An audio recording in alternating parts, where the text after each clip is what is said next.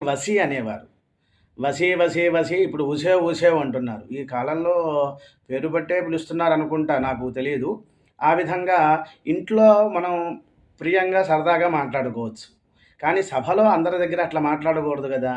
పరమశివుడు "ఓ శ్యామల, ఓ శ్యామల" అంటూ అందరి ముందు నందీశ్వర, భృంగీశ్వర, చండీశ్వర, ప్రమథ గణాధిపతులతో ఉన్న సమయంలో అంటున్నారట.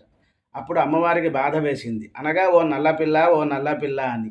అప్పుడు గౌతమ మహర్షి గారి దగ్గరికి వెళ్ళి 40 రోజులు నారచీరలు కట్టుకొని దీక్షగా గౌరవర్ణాన్ని అనగా పసుపు రంగుని సంపాదించుకున్నారు. 16 గౌరీ వ్రతాలు చేశారనమాట.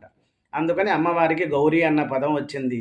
అమ్మవారి యొక్క దేహం నుంచి నలుగుపిండి ద్వారా వచ్చినటువంటి వినాయకుడు కూడా పసుపు ముద్దతోనే మనం చేస్తాం. కనుక పసుపు ముద్దతోనే వినాయకుడిని, మంగళగౌరీ వ్రతాన్ని, అమ్మవారిని ఆచరించి అమ్మవారి యొక్క అనుగ్రహాన్ని పొందండి.